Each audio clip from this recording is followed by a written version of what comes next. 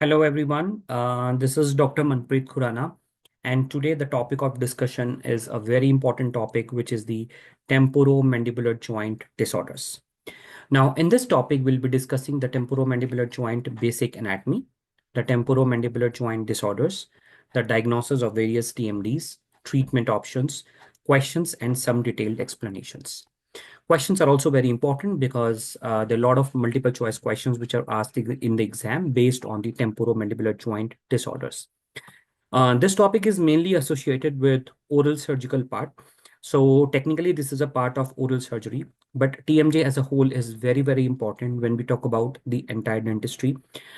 This is a joint which is one of our, bread and butter, and this joint should be taught in detail, and we should understand the basic concepts in detail. There'll be a lot of patients we'll see in the clinic where they'll be having some temporomandibular joint disorders. Now, these disorders are also asked in the various clinical cases. So in our series of lectures further in the future, we'll be discussing about a lot of clinical cases based on temporomandibular joint disorders. Now, in the clinical cases, they'll be talking about the various patients coming with a history of pain with the masticatory muscle, some of the trigger points, headaches, temporal headaches, and a lot of other stuffs. Right now, before going into the detail, let's understand what is the temporomandibular joint and what is the normal anatomy of this particular joint. Now, if you see, I have divided it into 4 pictures. Now, if you see the picture number 1 on the left side. So this picture number 1 is a very good picture of temporomandibular joint. This part, lower part is the mandible. So this is the mandible, right? So if you know, on the picture number 4, you can see that this is the mandible, right? So mandible has a coronoid process and a condylar process. So the condylar process is making a joint with the part of the temporal bone. So this is a temporal bone, right, which is known as the temporomandibular joint. Now let's see what all parts are involved. On the left figure, this is the condyle. This one is the condyle, and the upper portion is the temporal bone. The part of the temporal bone which is making a joint with this condyle is known as temporomandibular joint. So the part is the mandibular fossa or the articular fossa. Now, articular fossa is basically the anterior 2/3 portion of the mandibular fossa, which is formed by the temporal bone. Now, if you see, the articular fossa has in the anterior, so this is the anterior side, right? These red fibers are the fibers of lateral pterygoid muscle, right? Let me use a highlighter to show you that what I'm talking about. So let me use a pointer, sorry, laser pointer. Okay, so if you see my laser pointer, right, in the left figure, this is the inferior head of the lateral pterygoid muscle, and this is the superior head of the lateral pterygoid muscle. The fibers of the lateral pterygoid muscle are in continuation or attached or associated with this whitish colored thing, which is known as the articular disc. Now, if you see, the joint has an articular disc in between, which has various parts, which is divided into various parts. This is the anterior, this is the posterior. In the posterior part, you see here it is written as the retrodiscal tissue. So retro means posterior, discal means disc, articular disc. So there is a tissue which is situated posteriorly to this articular disc known as the retrodiscal tissue. Now this articular disc is divided by this joint. So the joint is divided by this articular disc into superior and inferior portion. So this is the superior synovial cavity and this is the inferior synovial cavity. Now, this is a type of synovial joint, which is actually, we'll discuss in this joint in detail that it is a type of gangliomo-arthrital joints allowing 2 movements. We'll discuss what is it. So the synovial fluid is secreted, which acts as a lubricant, right? So there is a superior synovial cavity and the inferior synovial cavity, right? So this, you can see that there's a big, process, which is known as the stylet process. So we'll discuss all these in detail. Now let's go to the diagram number 2. In the diagram number 2, this is the medial aspect of the mandible. So let me just write it down here that this is the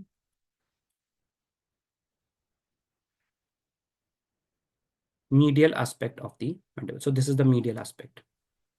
Diagram number 3 is the lateral aspect. There are some ligaments which are attached on the medial aspect of the mandible. Some ligaments are attached on the lateral aspect of the mandible. So the medial aspect, the first ligament we can talk about is the sphenomandibular ligament. So it arises from the spine of the sphenoid and inserted on the ramus of the mandible here. right? So this is the sphenomandibular ligament. Now, second is this is the styloid process which we just saw. There is a stylomandibular ligament which is going towards the angle of the mandible, right? Roughened area. So this is stylomandibular ligament. This is the capsular ligament. You can also see the capsular ligament on the lateral side in picture number 3 here, right? So the capsular ligament has a medial part and the lateral part. So medial discal ligament or the capsular ligament and the lateral discal ligament, right? There's also one more ligament on the lateral side, which is known as the temporomandibular ligament. Here you can see the temporomandibular ligament, this one, right? So these are the various ligaments which are associated with the temporomandibular joint. They have specific function and we'll discuss them in detail as well. Okay. Now, let's go to the next slide. What are the various temporomandibular joint disorders, right? Now, it is a collective term. So there are a number of problems which are associated with the temporomandibular joint problems, right? Now, these problems can either involve the muscles of mastication, which is the masticatory musculature, right? What are the muscles of mastication? The masseter, temporalis, medial, and lateral pterygoid muscles, right? So there are 4 muscles of main muscles of mastication, major muscles of mastication, which is masseter, temporalis, medial pterygoid, and lateral pterygoid. And sometimes what happens is the temporomandibular joint is involved or its associated structures, right? So there are associated structures of the temporomandibular joint, which we'll be discussing in detail, or both. Sometimes what happens, the muscles of mastication, the musculature, as well as the bony part, as well as the other associated structures, everything is involved. So it is a very, I would say, a varied term wherein a lot of clinical problems are associated. Now, for the clinician treating TMDs, it is very important to appreciate that it is a group of chronic illnesses. So most of the times, these chronic illnesses are very much responsive to the conservative therapy.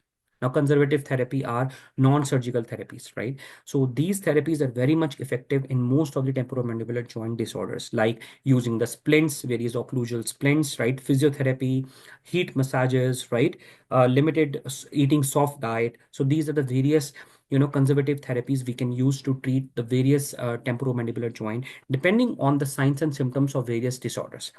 Now, in this, we'll be discussing all the temporomandibular joint disorders in detail, and we'll be discussing that what are the diagnostic criteria, what are the treatment options, and what are the signs and symptoms.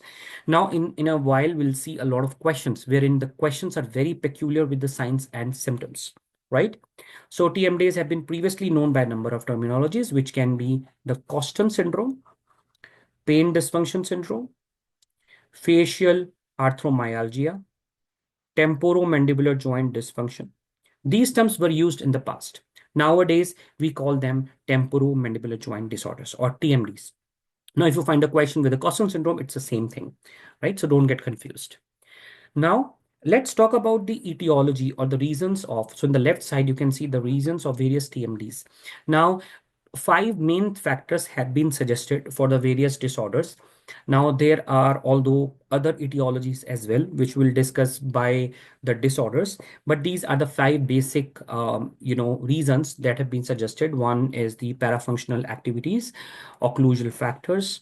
Then we have deep pain input, trauma, and emotional stress. So if you take a lot of stress, you can have temporomandibular joint disorders. So stress is also one of the reasons, right? We have seen a lot of patients wherein stress was a very much dominating factor in the temporomandibular joint disorders. Okay. Now we talk about the presentation, diagnosis, and investigation, right? Patients can present with a variety of signs and symptoms. So it can be clicking or crepitus. Now, we'll discuss what is clicking, what is crepitus, but in a nutshell, you can say that clicking is a type of popping sound and crepitus is a type of grating sound. Crepitus is a type of grating sound, like grating, right? Now, so there can be a clicking or crepitus. So we'll see which all disorders have clicking, like disc displacement. It is always associated with a clicking sound, and the type of clicking associated with it is the reciprocal clicking. Now we'll discuss in detail what is reciprocal clicking, and we'll discuss where we hear the crepitus, right? Now, pain or tenderness is most important, sign or symptom. Reduced mouth opening, definitely. Earache or headache. Now, if you see, most of the headaches are related to the temporalis muscle. right? So there are some trigger points in the temporalis muscle where the pain is referred to the head. They are known as temporal headaches, right? There can be earache related to the pain in the temporomandibular joint, right? So that is the reason we say that anatomy is very, very important, because when we learn anatomy, we know that the facial nerve is coming out and where the facial nerve is associated, artery like the internal maxillary artery, how it is associated with this particular joint. So whenever we conduct any kind of surgery, we see the referred pain, we see the symptoms, signs and symptoms of the temporomandibular joint. If we know the nerve supply, where the nerve is supplying to other structures, if we know the arterial supply, then we get precautionous, right? We are very we take a lot of caution while performing surgeries related to the temporomandibular joint, right? So anatomy is also very, very important. Now, if we see that there can be facial tenderness, swelling, discomfort, difficulty chewing, opening or closing of the mouth, pain or inflammation in the jaw, clicking or popping sound when you open the mouth wide, pain in one or more of the mandibular joints, and acute pain in or around your ears. So, uh, earache is also one of the features of these temporomandibular joint disorders because it is associated with the nerve supply. Right now, let's go to the classification of temporomandibular joint disorders. Now, when we talk about the classification, you are seeing a very complicated chart. There are a lot of things written on this particular slide. We'll make it very much simplified. We'll learn it, right? So that you understand and everything goes into your mind, right? Now, when we talk about the classification, there are various kinds of classification criteria. This is known as RDC, Research Diagnostic Criteria for the Temporomandibular Joint Disorders. They divided the TMDs into three groups: Group 1, Group 2, and Group 3. These groups are further divided into 1A, 1B, then 2A, 2B, 2C. So we are making a flow chart, and 3 are divided into 3A, 3B, and 3C. Now, if we talk about the group 1, they are basically the myofascial pains or the pains in the muscles of mastication, having a various trigger points and the referred pain, right? So let's discuss the first group in detail first, then we'll discuss the second group in detail and the third group further in detail. Right? The first group is the myofascial pain. Now, if you see a very small, I don't know that whether you're able to see this font size, but I'll make it clear. Don't worry. So in the first A here on the left side, this is the painful muscle. So I can write PM. The painful muscle is the key to understand the 1A. So 1A, the most important key factor is the painful muscles are there, right? But there is no limited opening. In the 1B, there is painful muscle plus limited movement of the mandible, right? So the painful muscle reported main in the masticatory muscles, that is the muscles of mastication, and pain on palpation at 3 sites. Now we'll discuss what all these 3 sites can be, right? There are 20 sites in the entire face wherein the MPDS or the myofascial pain dysfunction syndrome is associated, right? Out of these, at least 3 sites have to be involved, right? So let's see the various sites in this diagram of the myofascial pain dysfunction syndrome. So I can write it down here. MPDS, right? Myofascial pain dysfunction syndrome. These are the various trigger points in the referred pain. So in the first picture, we have the masseter muscle. And in the second picture, we have the temporalis muscle. Now the masseter muscle is here. So these are basically the various, I would say the dark blackish pictures are the trigger points, right? Here the pain can be triggered, and these purplish dots are the referred pain. So this can be like maxillary sinus. So it can be referred to the maxillary sinus or molars, upper molars. Then sometimes it goes to the mandible, submandibular region as well. Sometimes the referred pain. So there are various, I would say, trigger points which are located. So these are the various points where we can say the pain is triggering. In the temporalis, if you see, this is the anterior part, this is the middle part, and this is the posterior part of temporalis. And even the pain referred from temporalis, it's going to the head. So we can say that there are headaches associated with the temporalis muscle, upper molar region, right? If you see headache, and if you see even to the jaw, it is going, right? So the pain can be referred to the various locations. It is referred, and there are various trigger points in the myofascial pain dysfunction syndrome.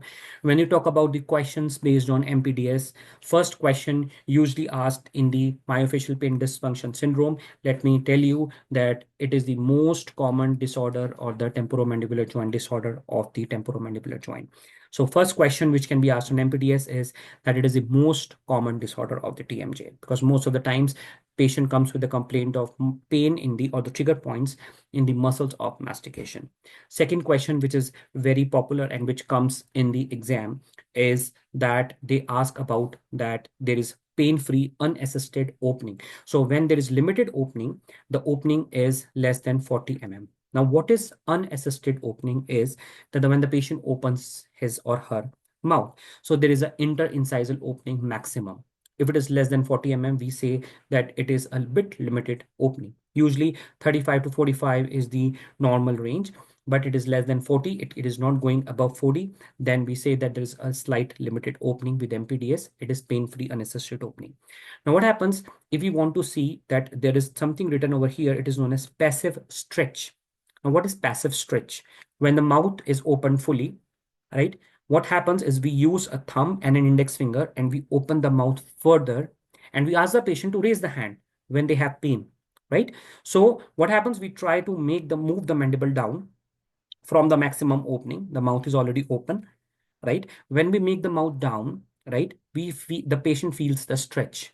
So till the point of time the patient feels pain, we keep on stretching it and we see how much is the stretch and we measure the interincisal opening. If the passive stretch is greater than or equal to 5 mm, we say that this is a sign for 1B group of TMD. Okay, so the characteristic of 1B group is pain-free unassisted opening less than 40 mm and passive stretch greater than or equal to 5 mm. You will find question based on this as well in the exam. I have included the question in this particular presentation, wherein you can see the question and then you can see that how they're asking questions based on this particular classification. It is an important classification and we need to understand that how the various disorders are divided. Let me make my picture on the left side so that you can see that how this diagram is there, this table. Now, this was about the first group, which is myofascial pain. So just to give you a nutshell, the first group, myofascial pain, is 1A, 1B. 1A is painful muscles. 1B is painful muscles plus limited opening, right? Now we come to the number 2, which is the disc displacement. Now, this is a very easy to understand diagram wherein you can understand the rotation and gliding motion of the mandible with the position of the disc when the mandible moves anteriorly, when the mandibular condyle moves anteriorly, right? Whenever we open our mouth like this, what is happening is the mandibular condyle is rotating as well as gliding or sliding, right? So you can see here that this is the mandibular condyle, right? This is the mandibular condyle, right? So it is actually rotating on its axis, right? So this is the mandibular condyle. This is rotating on its axis as well as it is moving forward, right? That is the reason this joint is known as arthroidal joint,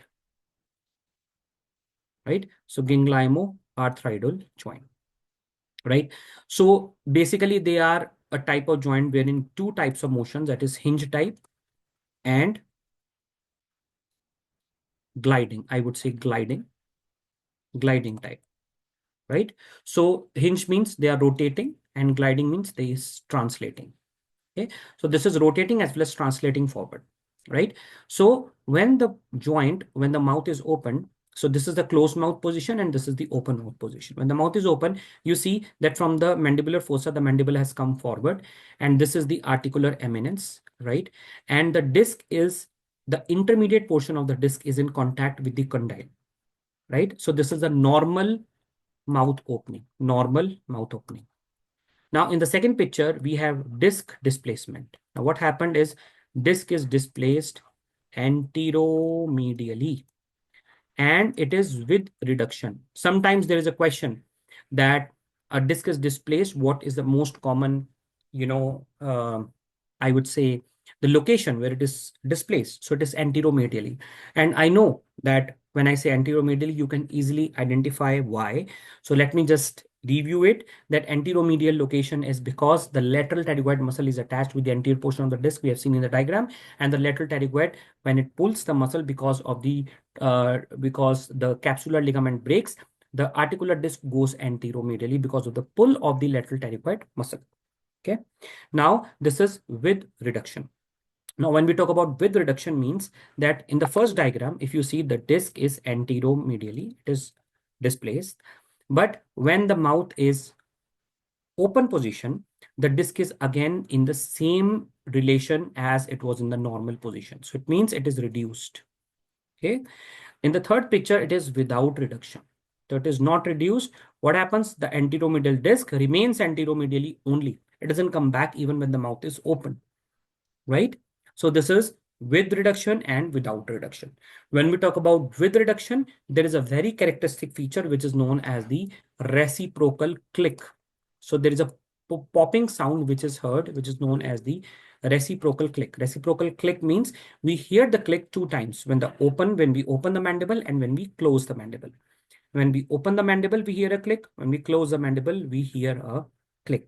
So this is known as the reciprocal click. Okay. In the without reduction thing, we don't hear a click. So let's understand the various diagnostic criteria and the classification divided into 2A, 2A, 2B, and 2C. So in the 2A, we have disc displacement with reduction. So there is reproducible click or reciprocal click. Okay. Second B is there is no click and it is without reduction, and there is a limited opening, and And in the 2C, there is no click, but there is no limited opening. It is also without reduction. So this is without reduction. So you can say on the right side that disc displacement with reduction, 2A, without reduction with limited opening, 2B, without reduction without limited opening, 2C, right? So these are the various diagnostic criteria. Now, if you see that this opening or closing click is a very characteristic feature of disc displacement with reduction. So if the reduction is there, we will always hear a click. If there is no reduction, we don't hear a click. Okay. So absence of clicking means it is without reduction. First point, very important. Then there is an unassisted opening, which is less than 35. So less than or equal to 35 mm, and passive stretch here is less than 4 mm, right? Then there is uncorrected ipsilateral deviation on opening. So always remember, whenever there is a disc location without reduction, the mandible moves to the affected side. So if the right side joint is affected, the mandible will move to the right side. If the left joint is affected, the mandible will move to the left side. The contralateral excursion means right or left movement. The contralateral or the opposite side excursion, right? They are always limited, right? In these without reduction disc displacements, right? So this is about the disc displacement. The third common type of diseases are the 3A, 3B, and 3C. We can say that 3A is arthralgia. Now, arthralgia is painful TMJ, but there is no crepitus. No crepitus means there is no grating sound. So the TMJ is painful, right? There is pain on the TMJ palpation. So when you palpate the TMJ, there is pain either laterally or intra-articular palpation. Self-reported joint pain, sometimes they say that there is, I'm having pain in my TMJ, and absence of crepitus and possibly of clicking. So there is no crepitus, no clicking, right? So just to understand, to make the differential diagnosis, there is no crepitus, there is no there can be a possibility of clicking, but it is not a diagnostic criteria. So basically crepitus is not there and there is painful TMJ. So this is arthralgia. Now next is the osteoarthritis. Now if you see, 3B is the osteoarthritis. Osteoarthritis, there is painful TMJ, definitely, but it is with crepitus. right? And there is evidence of joint changes. Now, when we talk about joint changes, it can be erosion of the cortical delineation, sclerosis of parts of all of the condyle and articular eminence, and flattening of the joint surfaces, and osteophyte formation. So these are the various joint changes which occurs in osteoarthritis or osteoarthrosis. Now, the third is the osteoarthrosis. Osteoarthritis, there is no painful TMJ. So TMJ is not painful, but there is crepitus or the grating sound.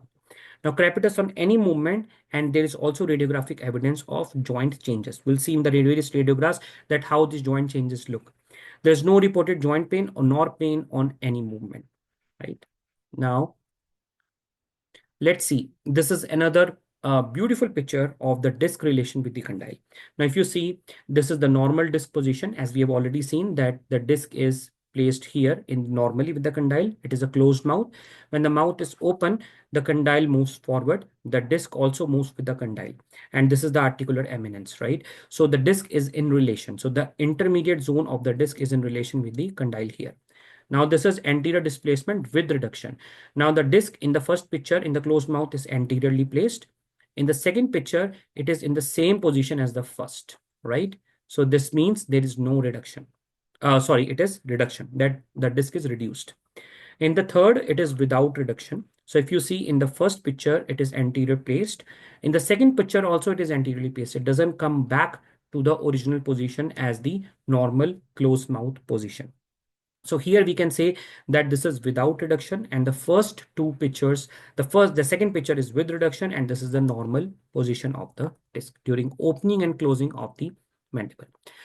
Question: the TMJ is a type of. Now you can pause the video and think that what type of joint is TMJ, right? So you can pause it here, think, because I'll be continuing my presentation. Okay, so TMJ is a type of gangliono-arthroidal joint. So there is a combined hinge and gliding or sliding motion. So it is a combination. Question number 2. The most common direction in which the articular disc in TMJ can be displaced. So we have already discussed it multiple times. Even in this picture, you can see that the disc is displaced always anteromedially because the lateral pterygoid muscle is attached with the disc and it pulls the disc in the anteromedial direction, right? So here you can say that it is anteromedially placed, and there is reciprocal click or reproducible click. This reciprocal click is the clicking when we hear opening of the mandible and closing of the mandible in the case of disc displacement, right? Whenever we hear about crepitation, as we have read in the classification, the crepitus sound is heard only when there is degenerative changes like osteoarthritis. So clicking is with the disc most of the times, and crepitus is associated with the degenerative changes, right? Now, these are the various etiology and pathophysiology of the myofascial pain dysfunction syndrome. We have already discussed that what happens with the MPDS system. Let's take a review of MPDS, right? Now, if you see that we have already discussed the classification, that this myofascial pain, painful muscles with limited opening and without limited opening, right? So pain on palpation at 3 sites, we have already discussed all the 3 sites. Now here is the etiology and pathophysiology. So there can be some occlusal disturbances. So what happens, sometimes, for example, a patient comes to you the clinic and, there is a history that around 6 months back, they had restoration. Now, what happens because the occlusal points are not properly coming in contact because of that particular restoration? It is not done correctly. The high points are not reduced properly. Now, what happens? The patient starts having the myofascial pain dysfunction, right? Because there are occlusal disturbances. There can be intracapsular disorders. Definitely, there can be emotional turmoil, direct or indirect trauma, spine pathology, psychogenic influences like stress and strain, and habits like bruxism, right? Pathophysiology is injury to the muscle fiber type 1. So type 1 fibers are slow twitch fibers. I'm not going into the details of the fibers because we will deviate from the topic, but you can learn about them. Type 1 and type 2 fibers, slow twitch. Slow twitch fibers are slow oxidative fibers. Then the metabolic distress at the motor end plates, activation of the muscle nociceptors, and transmission of pain to the central nervous system, CNS. Okay, there is a Laskin's diagnostic criteria. Sometimes there is a question where they talk about the Laskin criteria. Laskin has proposed 4 cardinal signs and negative characteristics for MPDS. Okay, 4 cardinal signs are unilateral pain, muscle tenderness, clicking or popping noise in the TMJ, and limitation of the jaw movement. Negative characteristics is no radiographic evidence. It is not a degenerative disease. Always remember, and no tenderness in the TMJ area on palpation via the external auditory meatus. Okay. Now, question. Next question, which is the most common disorder affecting the TMJ? We have already discussed many times that the most common disorder affecting the TMJ is the MPDS syndrome or the myofascial pain dysfunction syndrome. Now, these are the degenerative, diseases or the degenerative disorders like the osteoarthritis or osteoarthrosis. Right? So osteoarthritis can be divided into primary or secondary. Now, primary disease is seen in old people. Now, what happens when a patient gets old? The osteoarthritis is very common, even with other bones, right? So it is a disease of wear and tear, and the symptoms are mild, not much to be done. Secondary degenerative changes occur. They are very important because they occur because of the trauma or chronic bruxism. So if there is a person who is a chronic bruxer or bruxism is there, in those patients, there is secondary degenerative arthritis. It occurs in younger people, but here the symptoms are much more severe, right? Now, management. Now, last but not the least, how to manage these various temporomandibular joint disorders. Now, the management can be divided into conservative and non-conservative, right? So I can just write it down that they can be conservative or non-conservative or irreversible. Okay, now I would say that 90 to 95% of the cases are very much responsive to conservative management of TMDs. So in the temporomandibular joint disorders, surgical therapy is rarely indicated. Always remember. Okay, most of the TMDs are treated by the symptomatic relief, or they are on the conservative therapies treated. Okay. Now let's discuss all the conservative therapies first. Now the conservative management, it can be a biobehavioral treatment. For example, the stress management, relaxation strategies, habit modification, stop nail biting, pen top chewing, chewing gum excessively. Then physiotherapy, self-physiotherapy through simple exercises, professional physiotherapy, which may include the manual, acupuncture, local application of the moist heat or ice, most advanced exercises, or postural training. Then simple pharmacotherapy, using NSAIDs, the normal non-steroidal anti-inflammatory drugs are very much important when we talk about the simple pharmacotherapy of the temporomandibular joint disorders. Now, if you see on the right side, there is a proper flow chart wherein it is given very beautifully. So you can say that supportive therapy, we can do the patient education, behavioral and psychological management, and home care instructions. Most of the times, we also advise the patient that to eat a soft diet, because when we eat hard diet, it puts a more lot of pressure on the muscles and the temporomandibular joint, right? So soft diet is the key, right? Analgesics, which can be NSAIDs or opiates. Always remember that NSAIDs have to be given when it is not contraindicated. You might be wondering, where can it be contraindicated? There are a lot of areas. Most of the times, like somebody who has a end stage disease of the kidney, renal disease, end stage renal disease, the NSAIDs are completely contraindicated in those patients because the kidney is metabolizing, right? So always remember, just be precautionary, be cautious with the pharmacotherapy. There can be corticosteroid management. We'll see in detail that how the corticosteroids are used. Muscle relaxants, definitely anxiolytic drugs, antidepressants, therapeutic injections, which can be intra or extramuscular, intra-articular injections, and local anesthetics, right? We'll see how these intra-articular injections are used nowadays for some of the patients. Now, thermal therapy is definitely superficial and deep heat and cryotherapy. Ultrasound massages, which are done by the physiotherapist, is very important.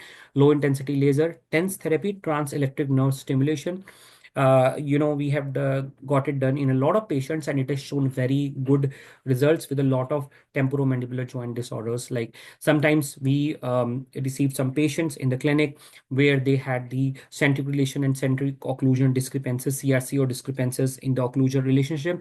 Those kind of patients, they had a lot of pain in their temporomandibular joints, and they were very much responsive to this TENS therapy. So TENS therapy is very, very important. Electrogalvanic stimulation, micro current electric nerve stimulation, acupuncture, iontophoresis, phonophoresis, and manual procedures, right? Then we have these splints. Splints are also very important. So if you see in this picture, this is an occlusal splint which she is wearing. It is aesthetically very pleasing. It is transparent. It is not seen. Even if you are talking, patients, other people are not able to, identify that you are wearing an occlusal splint. So they are so much trendy nowadays, and people are very much adaptive to these kind of soft splints, right? Then there can be auriculotherapy, reflexology, and kinesiology, which are the other treatment modalities, right? So splint therapy is also very important, right? So and then let's come to the irreversible therapies.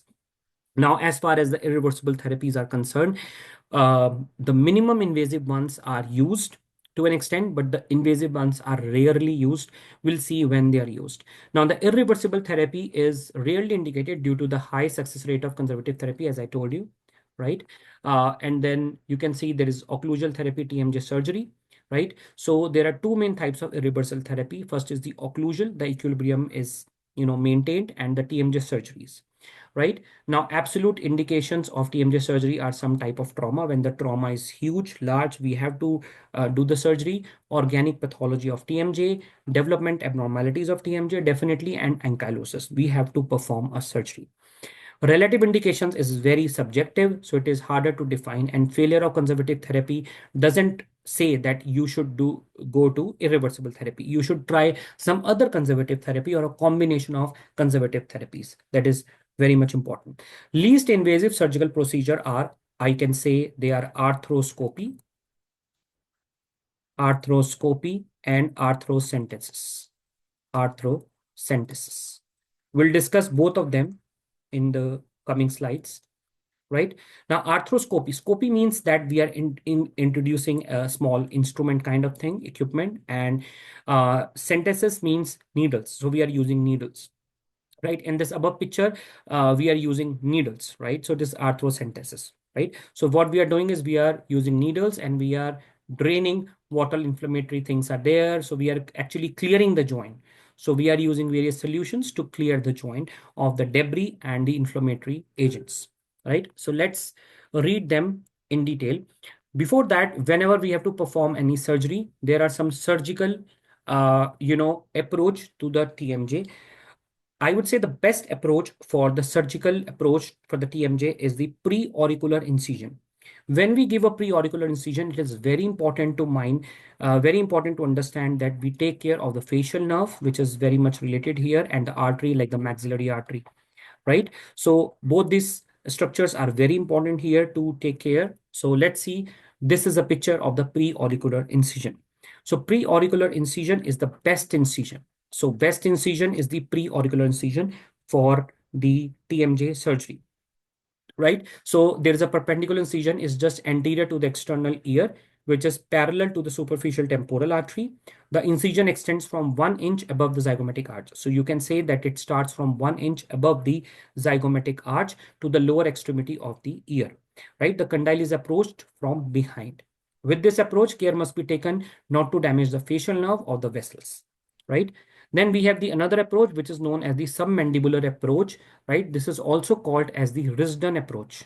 This is the standard surgical approach for the ramus and the neck of the condyle, right? It is not the best approach for procedures with the joint space itself. So whenever we have to go to the ramus or the neck of the condyle, we use the submandibular or the Risdon approach.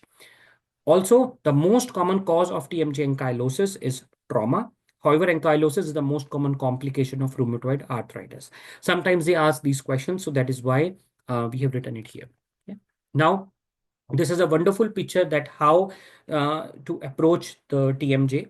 So this is the one of the approaches possible to the TMJ. So in the left figure, on the figure number A, this is the pre-auricular approach of TMJ, right? In the figure B, this is the optimal entry points for arthrocentesis, that is the needles relative to the tragal canthal line. So this is the canthus and this is the tragus of the eye. So what we do is we take a scale and we use a tragocanthal line for the approach of the arthrocentesis. Arthrocentesis is that it is often recommended when the jaw suddenly locks in the closed position. So you can see that it is often recommended when the jaw suddenly locks in the closed position. It can also help reduce inflammation. So what is this? It is a minimally invasive procedure. It is not a major procedure that involves the insertion of small needles into the joint so that fluid can be irrigated through the joint and removal of the debris and the inflammatory byproducts, and can help reduce pressure that causes the joint to be stiff or painful. It will help mobilize an entrapped disc. The minor procedure is performed in the office, usually under local anesthesia. So most of the times we conduct it under LA. So it is not a major procedure, and it is a first line treatment because it is less invasive and has high success rate. Then we have some injections like corticosteroid injections, hyaluronic acid injections, PRF injections into the joint may be helpful. Sometimes, like not very frequently, we can inject botulinum toxin type A into the jaw muscles used for chewing, may relieve pain associated with the TMJ disorders. Then we have the arthroscopy. As I told you that in the arthroscopy, it is also a minimally invasive procedure, but most of the times it is based in hospital outpatient setting. So most arthroscopic procedures are used for diagnosis. So they can be used for the diagnosis. We use the upper chamber of the TMJ. Lysis of adhesion. Sometimes there are adhesions in the TMJ where we have to break them, and lavage of the inflammatory mediators with the superior joint space. Okay, this procedure is performed under general anesthesia in the hospital setting. Right, so there is a small incision in front of the ear, and there is an instrument, there is a lens and a light. So you can see in the left pictures that these are the inside pictures of the upper space, right, or the superior joint space. Now, indications can be TMJ pain dysfunction, there is hypomobility, there is synovitis, there can be adhesions, fibrous adhesions, hypermobility, and minor osteoarthritis. Then we have the open joint surgery. Open joint surgery is necessary when the bony structures that make up the jaw are wearing away. There are tumors in and around TMJ. There is severe scarring or bone chips and TMJ ankylosis, right?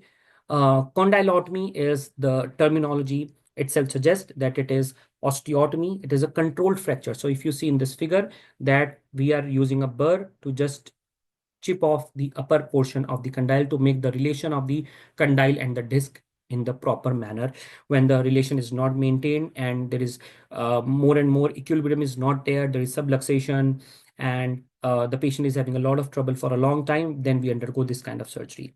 There is also other type of surgeries like eminectomy. Eminectomy, the name itself suggests that we are chipping off or the chopping off the articular eminence. So if you see in the first figure, this is the articular eminence, and in the second figure, this is properly cleaned or chopped off to provide smooth, smooth flow or the smooth transition of the condyle with the relation with the articular disc, and the condyle can move forward easily. There is no obstruction. So these surgeries are performed when there is an obstruction with the smooth flow of the condyle, right? And last but not the least, there is a total joint reconstitution.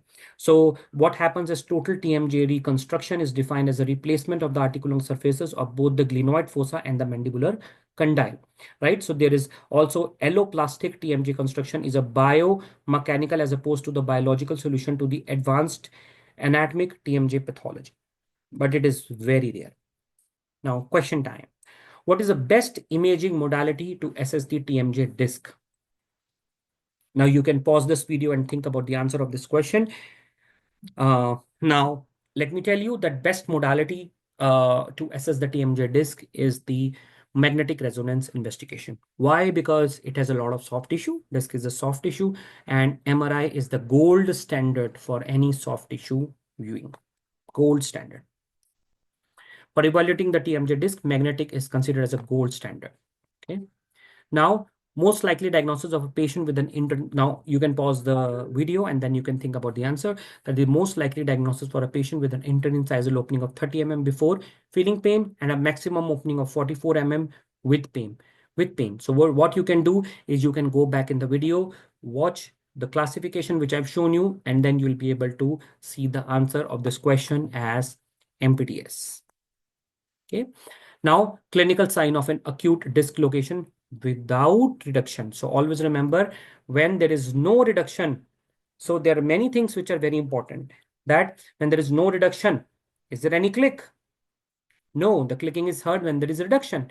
So option number D doesn't hold good, right? So you can take out the options and you can think about them, and you will see that the answer will be that towards the mandible is deflected towards the site involved, ipsilateral. So you can see the deflection of the mandible to the ipsilateral joint side upon opening and protrusion, right? This is an important that when there is disc displacement without reduction with limited mouth opening.